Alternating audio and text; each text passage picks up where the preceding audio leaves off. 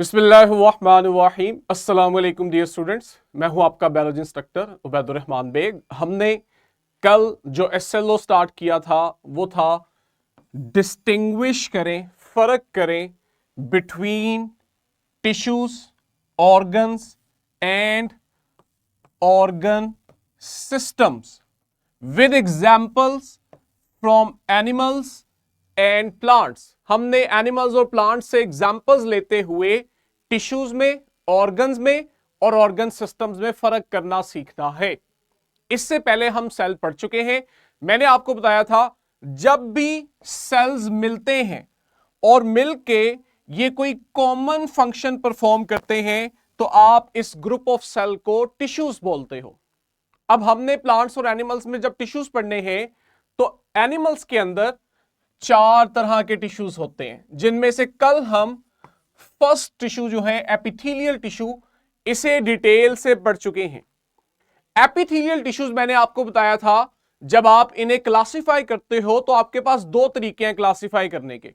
पहला जो तरीका है वो ये कि ये जो एपिथेलियल टिश्यूज है ना, ये जिस वक्त अरेंज हो रहे हैं एक दूसरे के साथ, तो ये अरेंज होके कितनी लेयर्स बना रहे हैं। अगर तो ये टिश्यूज, इनके सेल्स एक ही लेयर बना रहे हैं तो आप इन्हें सिंपल एपिथेलियम कहते हो। लेकिन अगर आप देखो कहीं टिश्यू में ये जो सेल्स हैं ये एक से ज्यादा लेयर्स बना रहे हैं, जब ये एक से ज्यादा लेयर्स बनाएंगे तब बच्चों आप इन्हें कहते हो स्ट्रेटिफाइड एपिथेलियम। जो स्ट्रेटिफाइड का वर्ड है ना, ये आप कॉमनली इंग्लिश वोकैब में यूज करते हो। स्ट्रेटिफिकेशन, स्ट्रेटिफिकेशन का मतलब होता है लेयर्स बनाना, लेयर्स में डिवाइड करना। तो जब आपके पास सेल्स लेयर बना रहे हैं एक से ज्यादा तो आप इन्हें कह देते हो स्ट्रेटिफाइड एपिथेलियम। किस बेस पे? नंबर ऑफ लेयर्स पे। एक लेयर है तो सिंपल, एक से ज्यादा है तो स्ट्रेटिफाइड। दूसरा तरीका इनको क्लासिफाई करने का इनके सेल्स की शेप पर है। जो सेल्स ये टिश्यूज बना रहे हैं उन सेल्स की शेप कैसी है। मैं आज एनिमेशन नहीं दिखाऊंगा क्योंकि हमने आगे पढ़ना है, कल मैं इसको दिखा चुका हूं। अगर तो सेल्स फ्लैट शेप के हैं तो आप इन एपिथेलियल सेल्स को स्क्वेमस सेल्स बोलते हो, और अगर ये क्यूब शेप के हो तो आप इन्हें क्यूबॉइडल एपिथेलियल सेल्स बोलते हो। और अगर ये कॉलम शेप के हो, कॉलम से मुराद होता है रेक्टेंगुलर शेप जिसके 2 एजेस बड़े होते हैं और बाकी 2 एजेस स्मॉल होते हैं, ये जो आपके पास कॉलम शेप आती है इन सेल्स को फिर आप कॉलमनर एपिथेलियल सेल्स कहते हो। हमने कल यहां तक पढ़ा था। आज हम स्टार्ट करने जा रहे हैं कनेक्टिव टिश्यू। आपने इसके लफ्ज से ना इसका मतलब समझना है। कनेक्टिव टिश्यू खुद देखो ये क्या प्रेजेंट कर रहा है, कनेक्शन को, तभी हम इन्हें कनेक्टिव टिश्यू कह रहे हैं। जो कनेक्टिव टिश्यू है ये आपकी बॉडी में डिफरेंट ऑर्गन्स को, स्ट्रक्चर्स को कनेक्ट करता है। जैसे आपके पेट में लंग्स पड़े हैं, हार्ट है, या अगर आप नीचे एब्डोमिनल कैविटी में आते हो तो वहां पे पूरा डाइजेस्टिव सिस्टम पड़ा हुआ है। स्टमक है, स्मॉल इंटेस्टाइन है, लार्ज इंटेस्टाइन है, लिवर है, पेंक्रियाज है, किडनीज है। अब ये इतने सारे स्ट्रक्चर्स हैं, इन्हें एक दूसरे के साथ इकट्ठा जोड़ के रखना ये कनेक्टिव टिश्यू का काम है। आप मूव करते हो, बेंड करते हो, आगे जंप करते हो तो आपके बॉडी के ऑर्गन्स अपनी जगह से हिल जाते हैं। अब जो आपके बॉडी के ऑर्गन्स अपनी जगह से हिले हैं उन्हें वापस उनकी जगह पे प्लेस भी तो करना है। ऐसा थोड़ी है कि आपने जंप किया तो बॉडी ऑर्गन ऊपर आए हैं, वो ऊपर ही रह गए, नीचे नहीं गए। तो यहां पे फिर आप देखते हो कि आपके पास कनेक्टिव टिश्यूज आते हैं। इनका काम होता है कि आपकी बॉडी के स्ट्रक्चर्स को, ऑर्गन्स को आपस में कनेक्टेड रखना ताकि वो अपनी जगह पे ही रहें। ठीक है, हम अभी इन्हें स्टडी भी करते हैं। अब आपके पास, पहले हम एनिमेशन से समझते हैं, बजाय मैं आपको यहां से रट्टा लगवाऊं। जरा एनिमेशन को देखते हैं और मैं आपको वहां से समझाता हूं। ये देखो, अब आपने ना इस स्ट्रक्चर को ऑब्जर्व करना है और यहां से कुछ इंफॉर्मेशन एक्सट्रैक्ट करनी है। ठीक है, हमारा बायो में काम ही ये है कि हम डायग्राम को देख के जितनी ज्यादा से ज्यादा मालूमात हासिल कर लें, हमारे लिए बायो उतनी आसान हो जाती है। सबसे पहले तो आप देखो, ये आपके पास कनेक्टिव टिश्यू का एक पीस पड़ा हुआ है। इसके अंदर ये जो स्ट्रक्चर्स आपको नजर आ रहे हैं ना, ये कनेक्टिव टिश्यू के सेल्स हैं। और आप जरा ऑब्जर्व करो, सेल्स के दरमियान में बहुत सारी खाली जगह है। ये आपके पास एम्प्टी स्पेसेस हैं। ये जो सेल के बाहर खाली जगह है ना, इसे आप कलेक्टिवली कहते हो सेल टिश्यूज का मैट्रिक्स। सेल्स हैं, लेकिन सेल्स किस तरह से पड़े हुए हैं? एक दूसरे से दूर दूर पड़े हुए हैं, इनके दरमियान खाली जगह हैं। सेल के बाहर का जो सारा स्ट्रक्चर होता है उसे आप कहते हो मैट्रिक्स। लेकिन जब आप सेल के बाहर मैट्रिक्स को देखते हो तो इसमें आपको दो चीजें बड़ी नुमाया नजर आती हैं। एक, आप लोग ऑब्जर्व करोगे, आपको यहां पे ये फाइबर्स नजर आ रहे हैं, देख सकते हो। तो कनेक्टिव टिश्यू की खुसूसियत होती है कि इनके मैट्रिक्स में हमें फाइबर्स मिलते हैं। चीजें समझ रहे हो? सेल्स हैं, सेल्स के बाहर जो कुछ भी है वो मैट्रिक्स है। मैट्रिक्स को हम दो हिस्सों में डिवाइड करते हैं। एक, हम देखते हैं कि हमें मैट्रिक्स के अंदर फाइबर्स नजर आ रहे होते हैं। दूसरा, ये जो अब आपके पास खाली जगह रह जाती है ना, इसको आप कहते हो ग्राउंड सब्सटेंस। ये जो ग्राउंड सब्सटेंस है ना, इसमें फिर आपके पास डिफरेंट केमिकल्स होते हैं, जैसे पानी होगा, प्रोटीन्स होंगी और बहुत सारी शुगर्स होंगी। आपकी किताब में यहां नाम दिया होगा पॉलीसेकेराइड। पॉलीसेकेराइड शुगर्स होते हैं। तो ये जो आपके पास दो कंपोनेंट्स हैं, ग्राउंड सब्सटेंस और फाइबर, जब आप इन्हें मिलाते हो तो आपके पास मैट्रिक्स बन जाता है। और जब आप मैट्रिक्स और सेल्स को मिलाते हो तो आपके पास कनेक्टिव टिश्यू बन जाता है। तो मैं लास्ट टाइम रिपीट करूंगा, कनेक्टिव टिश्यू में दो चीजें हैं, उसके सेल्स पड़े हुए हैं और सेल से बाहर मैट्रिक्स है। अब सेल से बाहर जो मैट्रिक्स है उसमें मजीद दो चीजें हैं। एक, आपको यहां जगह जगह फाइबर्स नजर आ रहे हैं। ये जो फाइबर्स हैं ये कनेक्टिव टिश्यू की पहचान होते हैं। इन टिश्यूज में हमें फाइबर मिलते हैं। दूसरा कंपोनेंट आपको मैट्रिक्स में मिलता है, इन फाइबर्स के दरमियान में लिक्विड होता है, जेल लाइक पोर्शन होता है। यहां पे आपको ऑब्वियसली नजर नहीं आ रहा, यहां पे वो खाली जगह है, लेकिन ये खाली जगह फिल होती है जेल लाइक लिक्विड से। इसे आप कहते हो ग्राउंड सब्सटेंस। इस ग्राउंड सब्सटेंस में पानी है और कई तरह के केमिकल्स हैं जो सेल को चाहिए होते हैं। सेल को जब भी जो चीज चाहिए होती है वो बाहर ग्राउंड सब्सटेंस से सेल में चली जाती है और सेल का वेस्ट ग्राउंड सब्सटेंस में आ जाता है। तो ये आपके पास कनेक्टिव टिश्यू है। अब आपने खुद इसको ऑब्जर्व करना है। ये सारा कुछ लिखा ना करो, आपको स्लाइड्स मिलती हैं, वहां ये सब मेंशन होता है। यहां इस वक्त सिर्फ चीजों को पिक किया करो। अब ये देखो, ये आपके पास क्लियर इंडिकेशन है यहां पे कि किस तरह ये सेल पड़ा हुआ है और ये जो सेल्स पड़े हुए हैं इनके दरमियान में ये सारी खाली जगह है। ये आपके पास सेल का मैट्रिक्स है, ये जो खाली जगह है। इस मैट्रिक्स को जब आप देख रहे हो तो आपको यहां पे फाइबर्स नजर आ रहे हैं और बीच में जो खाली जगह है यहां पे एक जेल लाइक सब्सटेंस है जिसे आप ग्राउंड सब्सटेंस कह रहे हो। और इस ग्राउंड सब्सटेंस के अंदर हर वो चीज है जो इन सेल्स को चाहिए और वो ये चीजें सेल को ट्रांसफर करते हैं और सेल अपना वेस्ट ग्राउंड सब्सटेंस को दे रहा होता है। तो इस तरह से हमें कनेक्टिव टिश्यू मिलते हैं। लेकिन मजे की बात यह है कि कनेक्टिव टिश्यू की बहुत सी टाइप्स हैं, ये आपकी बॉडी के डिफरेंट स्ट्रक्चर्स में मौजूद होते हैं। जैसे ये देखो, अब ये भी एक कनेक्टिव टिश्यू है, लेकिन यहां पे अगर आप देखोगे तो आपको दो चीजें नजर आ रही हैं।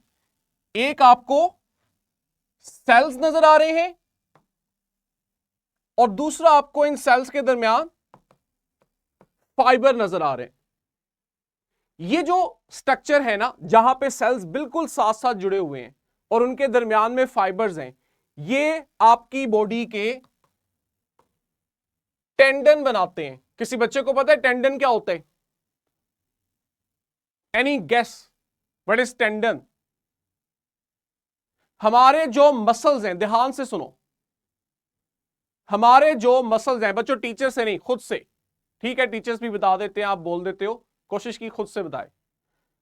आपके जो मसल्स हैं ये बोन्स के साथ जुड़े होते हैं, ठीक है, आपके जो मसल्स हैं ये बोन्स के साथ जुड़े होते हैं। मसल्स को बोन्स के साथ जो चीज मिला रही होती है वो टेंडन होते हैं। अब छोटी सी एग्जांपल देता हूं, आप लोगों में से स्पेशली बॉयज जो है वो फौरन पिक करेंगे। बड़ी ईद पे कुर्बानी के जानवर का जब गोश्त बन रहा होता है तो कभी ऑब्जर्व किए कि मसल जो आपका रेड मसल होता है ये जहां पे बोन के साथ अटैच होता है वहां से मसल व्हाइट कलर का नजर आ रहा होता है। ऑब्जर्व किया है कभी कि जहां से मसल्स बोन्स के साथ अटैच होता है मसल का वो जो एंड होता है वो व्हाइट कलर का नजर आता है, वो टेंडन होता है। और टेंडन जो है ये क्या है, कनेक्टिव टिश्यू है। आज आपको ये पता लगा। इसी तरह आप देखते हो हमारे जो फैट सेल्स हैं, जरा ये देखो, आपकी बॉडी में जो फैट टिश्यूज हैं ये भी क्या है, कनेक्टिव टिश्यू है। देख सकते हो फाइबर नजर आ रहे हैं हमें इनमें। हां, इनकी ये खुसूसियत होती है कि इनमें फैट बहुत ज्यादा होती है, लेकिन होते ये भी कनेक्टिव टिश्यू है। ये देखो, ये बड़ी इंटरेस्टिंग केस है। ये थोड़ी सी एक्सेप्शन आती है। आपका जो ब्लड है ना, ये लिख लो, आपका जो ब्लड है ये भी कनेक्टिव टिश्यू की एग्जांपल है। क्या एक्सेप्शन है, हमें यहां फाइबर नजर नहीं आ रहे, लेकिन है ये कनेक्टिव टिश्यू। फाइबर आपको तब नजर आते हैं जब ब्लीडिंग के दौरान ब्लड क्लॉट बनता है, जब खून जमता है ना, वहां फिर हम देखते हैं हमें वहां पे फाइबर नजर आते हैं। इसी तरह ये कार्टिलेजिनियस टिश्यू है। ये जो आपका बाहर वाला कान है या आगे नाक की टिप है, ठीक है, ये जो नोज टिप है या आपका एक्सटर्नल ईयर है, ये इन कार्टिलेज टिश्यू का बना होता है। ये भी क्या है, कनेक्टिव टिश्यू है। अब आते हैं स्लाइड पे और क्विकली इसको रिवाइज करते हैं। यही सारी बातें आप देखोगे स्लाइड में लिखी हुई हैं। इसके अंदर सेल्स के बाहर क्या है, मैट्रिक्स। मैट्रिक्स में दो चीजें हैं, फाइबर्स और ग्राउंड सब्सटेंस। ग्राउंड सब्सटेंस जो है ये पानी का, प्रोटीन का और पॉलीसेकेराइड्स का बना होता है, जिन्हें आप शुगर कहते हो। इनके जो सेल्स हैं, कनेक्टिव टिश्यू के सेल्स की खासियत ये होती है कि इनमें खाली जगह होती है, ये बिल्कुल साथ साथ नहीं जुड़े होते। अक्सर हम देखते हैं इनके दरमियान बहुत ज्यादा एम्प्टी स्पेस होती है। ठीक, हमारे पास एग्जाम्पल में बोन्स हैं, हमारी जो बोन्स हैं ये भी कनेक्टिव टिश्यू की एग्जाम्पल है। और बोन्स आपकी बॉडी का सबसे हार्ड कनेक्टिव टिश्यू है, ये लिख लो, सबसे हार्ड कनेक्टिव टिश्यू हमारी बॉडी में बोन्स होती हैं, और आपको खुद पता है ये कितनी हार्ड होती हैं। फिर कार्टिलेज है, ये जो आपके ईयर और नोज की टिप बना रहे हैं। ब्लड है, एडिपोज टिश्यू जिन्हें आप फैट टिश्यूज कहते हो, ये भी आपके पास कनेक्टिव टिश्यू की एग्जाम्पल है। अब ये जो अगले टिश्यूज है ना, ये आप लोगों ने मुझे बताने हैं, क्योंकि बिल्कुल इससे पहले वाला हिस्सा लो, सिमुलेशन पे है, हमने उसमें मसल टिश्यूज पढ़े हैं, याद है?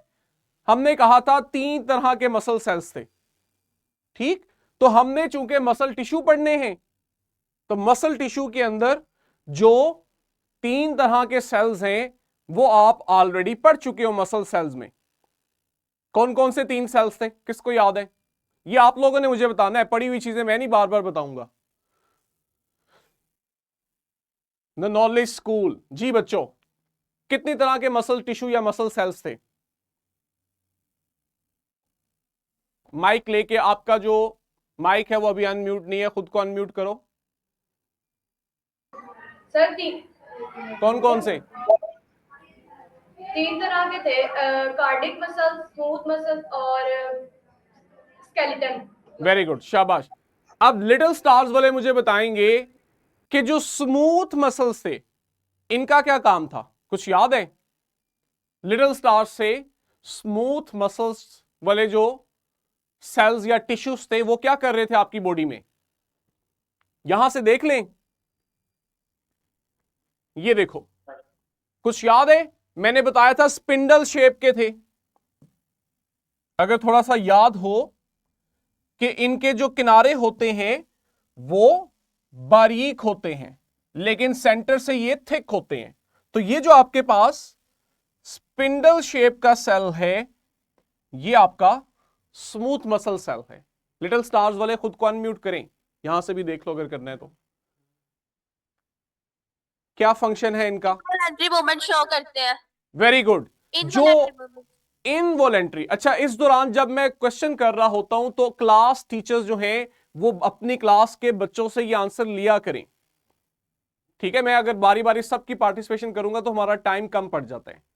इन्होंने कहा कि स्मूथ मसल्स इनवॉलेंट्री मूवमेंट करते हैं। मैंने आपको एग्जांपल दी थी कि हमारा जो डाइजेस्टिव सिस्टम है उसमें स्मूथ मसल्स थे और खाने के दौरान जो मूवमेंट होती है वो हमारे कंट्रोल में नहीं होती, तो ये काम इनका होता है। इसी तरह हमारे पास स्केलेटन मसल्स थे, याद है मैंने बताया था कि ये हमारे पास रोड शेप के होते हैं, यूं एक लंबा सा जैसे पाइप हो, और इनकी खसूसियत ये थी कि हमें इनके अंदर एक से ज्यादा न्यूक्लियस मिलते हैं। क्या काम था इनका फातिमा कैंपस, जल्दी। ये ISMS आज चेयर्स पे बैठ के हैं, सब कुछ भूल गए, कुछ नहीं याद आ रहा, कोई पार्टिसिपेशन नहीं। किड्स एजुकेट गर्ल्स जो हैं अल सईद वॉलेंट्री मूवमेंट्स कंट्रोल करते हैं। ये जो मैं आपके साथ लेक्चर के दौरान बोल रहा हूं, मेरे माउथ के जो मसल्स मूव कर रहे हैं, मेरे हैंड मसल्स मूव कर रहे हैं, ये मेरे कंट्रोल में है। मैं चाहूं तो इन्हें मूव करवाऊं, चाहूं तो ना करवाऊं, ये काम स्केलेटल मसल्स का है। और लास्ट पे थे कार्डिक मसल्स, ये तो सबको आइडिया होगा, आपके JTN। आपने अगेन अपने स्कूल का नाम कंप्लीट नहीं किया। कहां होते हैं, क्या काम करते हैं JTN स्कूल? सर हार्ट को बनाते हैं, बिल्कुल, आपके जो हार्ट बीट है कंट्रोल करते हैं। और उसमें हार्ट बीट कंट्रोल करने से मुराद ये है कि आपका जब हार्ट कंट्रैक्ट करता है तो वो ब्लड को सर्कुलेट करवाता है। तो हमारी बॉडी में जो ब्लड सर्कुलेशन हो रही है वो इनका काम है। और जरा अगर आप गौर करो, हमने देखा था कि इनमें हमें ब्रांचिंग मिलती है, इनकी ये खसूसियत होती है। बाकी दो सेल में ऐसा नहीं था, लेकिन कार्डिक सेल में हमने देखा था यहां पे हमें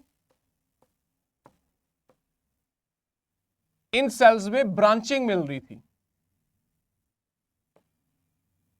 आई होप कि ये चीज आपको यहां पे क्लियर है, ठीक। तो ये इनकी फीचर है, इनकी कैरेक्टरिस्टिक है। फरहान गर्ल्स वाला हम आते हैं, आगे भी है हमारे पास क्वेश्चन, आपसे मैं वहां पे क्वेश्चन करूंगा। स्लाइड्स पे आते हैं। अब मसल्स वाला तो हमने पढ़ लिए, अब जरा आगे देखो। आगे थे नर्वस टिश्यू, याद है हमने न्यूरॉन पढ़े थे लॉन्ग फाइबर शेप के, इसकी भी एनिमेशन लगाए। नर्वस टिश्यूज जो है, मैंने आपको बताया था कि इनमें जो सेल्स थे उनका नाम था न्यूरॉन, रिमेंबर। अब मैंने आपसे न्यूरॉन का स्ट्रक्चर पूछना है और इनका फंक्शन पूछना है, और मुझे फरहान स्कूल गर्ल्स जो हैं इन्होंने मुझे सबसे पहले बताना है कि इन सेल्स का स्ट्रक्चर और फंक्शन क्या है। फिर मैं आऊंगा सेंट्रल एग्जीक्यूटिव की साइड पे। अल सईद एजुकेशन सिस्टम गर्ल्स, इनकी कोई पार्टिसिपेशन नहीं है आज, ना बॉयज की ना गर्ल्स की। ये देखो, ये आपके पास नर्वस टिश्यू है। इस नर्वस टिश्यू में मल्टीपल न्यूरॉन्स हैं। अगर मैं एक न्यूरॉन को अलहदा करूं तो ये वो सेल्स हैं जो बार बार मिलके नर्वस टिश्यू बना रहे हैं। अब आपने ना मुझे नर्व टिश्यू के ये जो सेल है जिन्हें हम न्यूरॉन कह रहे हैं, आपने मुझे इनके स्ट्रक्चर बताने हैं। मैं जरा लेबलिंग रिमूव कर लूं ताकि आप लोग ऑनेस्टली मुझे आंसर दे सको। ये जो लॉन्ग फाइबर है इसका क्या नाम बताया था Farhan school girls? Axon. Axon. और ये क्या कर रहे थे ये भी बताओ। ये मैसेज अगले न्यूरॉन के पास ट्रांसपोर्ट कर रहे थे। Very good. इनका काम था कि एक न्यूरॉन से जो मैसेज आ रहा है उसे अगले न्यूरॉन तक लेके जाना, ठीक है। अब मुझे अल सईद एजुकेशन सिस्टम गर्ल्स जो हैं इन्होंने बताना है ये जो फाइबर है, ये फाइबर क्या करता है और इसका नाम क्या है। अनम्यूट करो पहले खुद इनका को। नाम डेंड्राइट्स है और ये मैसेज लेते हैं दूसरे न्यूरॉन से। शाबाश। ये आपके पास न्यूरॉन का वो स्ट्रक्चर है जो दूसरे न्यूरॉन से मैसेज ले रहा है, यानी कि जो दूसरा न्यूरॉन है उसका एक्सॉन मैसेज लेकर आया और इस न्यूरॉन के डेंड्राइट ने वो मैसेज रिसीव किया और ये मैसेज कहां जाएगा? इस स्ट्रक्चर का नाम ISMS। आप लोगों का भी स्कूल नेम कंप्लीट नहीं है, एटलीस्ट स्कूल का नेम पूरा लिखा करो। Very good. अच्छा जी, टाइपिंग हो रही है, ठीक है, मैं पढ़ रहा हूं। और यहां से अल सईद बॉयज जो थे इन्होंने हैंड रेस करके डाउन कर ली है। आप लोगों को नहीं idea? What is this structure? नहीं, गर्ल्स को तो पता है, गर्ल्स से नहीं पूछना। JTN स्कूल, हाँ जी बच्चों। Sir cell body. Cell body, सिर्फ सेल बॉडी। अब ये देखो, ये तीन चीजें मिली तो न्यूरॉन बना। न्यूरॉन के पास मैसेज आता है डेंड्राइट से, डेंड्राइट मैसेज देते हैं सेल बॉडी को, सेल बॉडी मैसेज देती है एक्सॉन को, और एक्सॉन फाइनली उसे दूसरे न्यूरॉन में ले जाता है और यह प्रोसेस बार बार रिपीट होता रहता है। जब आपके पास इन जैसे बहुत सारे न्यूरॉन्स मिलते हैं तो आप देखते हो नर्वस टिश्यू बनता है। ये जो नर्वस टिश्यू है ये आपने एनिमल्स में पढ़ा, ठीक है। अब जो चीज मैं आपको एक्स्ट्रा बताना चाहता हूं, जरा स्लाइड पे आओ, ध्यान से सुनो, माइक ऑफ कर दें ISMS वाले। अभी तक आपने देखा कि जो नर्वस टिश्यूज हैं ये न्यूरॉन के बने हैं। न्यूरॉन असल में इनके मेन सेल्स हैं जो कम्युनिकेशन करते हैं। आई रिपीट, न्यूरॉन्स इनके मेन सेल्स हैं जिनका काम है कम्युनिकेशन करवाना। लेकिन आपके नर्वस टिश्यू में सिर्फ न्यूरॉन नहीं होते, और भी बहुत सारे सेल्स होते हैं। ये जो न्यूरॉन्स के अलावा बाकी सेल्स होते हैं इन्हें हम कहते हैं न्यूरोग्लिया। ये आपने लिखना है, न्यूरोग्लिया न्यूरॉन के अलावा बाकी सेल्स का नाम है। न्यूरोग्लिया क्या करते हैं? ये न्यूरॉन्स को सपोर्ट करते हैं और उन्हें नरिश करते हैं। यानी न्यूरोग्लिया का काम न्यूरॉन को फूड प्रोवाइड करना और सपोर्ट देना होता है। अभी बस इतना याद रखो, ग्रेड 10 में आप इसको डिटेल पढ़ोगे। तो आपके पास नर्वस टिश्यू में न्यूरॉन है जो कम्युनिकेशन करवा रहे हैं। न्यूरॉन के अलावा कुछ और सेल्स हैं जिन्हें आप न्यूरोग्लिया कहते हो। न्यूरोग्लिया क्या करते हैं? न्यूरॉन को प्रोटेक्ट करते हैं और उन्हें नरिश करते हैं, ठीक है। JTN स्कूल, बच्चों मुझे अपने स्कूल का नाम तो एक टाइप करके दो, और अब पूछो क्या पूछना है। सर ये नर्वस टिश्यूज होते कहाँ पे? Very good. कोई गेस करना चाहे? क्वेश्चन आया है कि आपकी बॉडी में नर्वस टिश्यू होते कहां पे हैं? जी, the knowledge school. Sir brain और स्पाइनल कॉर्ड में होते हैं। Very good. आपका जो ब्रेन है, आपका जो स्पाइनल कॉर्ड है, ये नर्वस टिश्यू का बना हुआ है। लेकिन इसके अलावा आप देखते हो कि इस ब्रेन और स्पाइनल कॉर्ड से बहुत सारी नर्व्स निकलती हैं जो आपकी पूरी बॉडी में फैली होती हैं। तो नर्वस सिस्टम जो है इसका सेंटर ब्रेन और स्पाइनल कॉर्ड है, और इसके साथ जो इसके फाइबर्स आपकी पूरी बॉडी में फैले हुए हैं इन्हें मिला के आप नर्वस सिस्टम कह रहे हो, जो कि आपके नर्वस टिश्यू का बना होता है। यहीं तक करते हैं, आगे हमारे प्लांट टिश्यूज हैं, इन्हें हम कल कवर करेंगे। और इंपॉर्टेंट है, अल सईद education system boys hand raise किया हुआ है, क्या पूछना चाह रहे हो? इकरा साइंस मॉडल स्कूल, ठीक है जी। हाँ जी बॉयज, और ये जो सेंट्रल के नाम से 2 बॉयज के कैंपस हैं, ये भी अपना डिसिप्लिन बेहतर रखा करें। मेरी नजर से कोई बच्चा नहीं बचता, ठीक है ना। ये जो बिल्कुल कैमरे के सामने बैठे स्माइल कर रहे होते हैं, मुझे बड़े इरिटेट करते हैं ये बच्चे। प्रॉपर एक डिसिप्लिन आप लोगों का होना चाहिए, और जो मैं पूछ रहा हूं उसमें पार्टिसिपेशन होनी चाहिए। हाँ जी, अल सईद एजुकेशन सिस्टम बॉयज।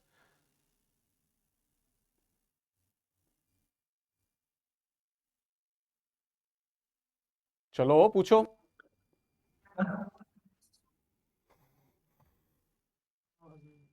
आपका माइक काम नहीं कर रहा, बोलें। टाइप करो, आपकी वॉइस जो है ना वो क्लियर नहीं है। चलो अभी यहां तक किसी को भी कोई क्वेश्चन है तो पूछ ले। क्लास टीचर्स जो हैं बच्चों को एंगेज करें, एक दफा रिवाइज कर दें या इनसे सुन लें। जो हमने आज टिश्यूज पढ़े हैं इनके मेन फीचर्स बुलेट पॉइंट्स में इनसे लिखवाएं, इनसे सुने, इन्हें रिवाइज करवाएं। और जिन्हें क्वेश्चन है वो मुझसे डायरेक्ट हो जाए। हाँ जी, JTN school. Sir cells join होकर टिश्यू बनाते हैं, ज्वाइन से क्या मतलब लेते हो बच्चे आप? यानी कि सेल्स अगर इकट्ठे होंगे तो वो टिश्यू बनाएंगे। ऐसे ही है, इसमें क्वेश्चन क्या है? बस यही पूछना था। ठीक है ना, इकट्ठे होने से मतलब दो तरह से है। एक मतलब यह वो बिल्कुल साथ साथ जुड़ गए हैं, ऐसा भी होता है कि सेल्स बिल्कुल साथ साथ जुड़े होते हैं और आप देखते हो वो सब एक ही जैसा काम कर रहे होते हैं, आप कहते हो ये टिश्यूज हैं। इकट्ठे होने से मतलब ये भी होता है कि वो पड़े एक दूसरे के पास पास ही हैं लेकिन उनमें खाली जगह हैं, स्पेसेस हैं, वो बिल्कुल साथ नहीं जुड़े हुए, एक दूसरे के पास पास हैं और उनमें खाली स्पेसेस भी हैं, लेकिन वो भी सेल्स जो हैं मिलके एक ही काम कर रहे हैं, तब भी आप कहते हो ये इकट्ठे ही पड़े हैं और ये टिश्यू बना रहे हैं। और कोई क्वेश्चन? असल में ये जो अभी आप बिल्कुल बेसिक लेवल पे इंट्रोडक्टरी टॉपिक्स पढ़ रहे हो ना, आपने 10th में 11 में 12 पे इन पे बच्चों पूरे पूरे चैप्टर्स पढ़ने हैं। प्लांट्स पे पूरा चैप्टर होगा, एनिमल्स पे अलग से होगा, नर्वस टिश्यूज जो है इन पे अलग से होगा। तो अभी आपको इनकी बेसिक्स याद रह गई, समझ आ गई, तभी आपके लिए आसानी होगी कि आप हायर ग्रेड्स के अंदर उन्हें पूरे पूरे चैप्टर्स में और डिटेल से पढ़ो। ठीक है, अभी तो मैंने आपको सिर्फ इतना बताया कि न्यूरॉन और न्यूरोग्लिया होते हैं, अब न्यूरोग्लिया भी 6 तरह के होते हैं, तो आप लोगों को एटलीस्ट इतना पता होगा कि न्यूरोग्लिया भी हैं, तभी आप हायर ग्रेड्स में जब 10वीं के अंदर ये पढ़ोगे नर्वस सिस्टम, तो तब आपके लिए समझने में और आसानी होगी। इकरा साइंस मॉडल स्कूल कह रहे हैं जी कनेक्टिव टिश्यू पूरी बॉडी में होते हैं, बिल्कुल होते हैं जी। आपकी बॉडी में जहां जहां पे स्ट्रक्चर्स पड़े हुए हैं, ऑर्गन्स पड़े हुए हैं, उन्हें इकट्ठा करके रखना इन्हीं का काम है। और अगर आप जरा गौर करो बॉडी में रह क्या जाता है, टांगे और बाजू निकालो ना जरा, ये तो मसल्स और बोन्स हैं। पीछे आपका धरी है जिसे आप ट्रंक कहते हो, या उसका ऊपरला हिस्सा चेस्ट कैविटी होती है और नीचे एब्डोमिनल कैविटी होती है। असल ऑर्गन्स तो यहां पड़े हुए हैं और यहीं पे फिर आपको कनेक्टिव टिश्यू मिलते हैं जो इन्हें आपस में जोड़ के रखते हैं। सेंट्रल एग्जेक्टिव, हाँ जी बच्चों आपका हैंड रेज है।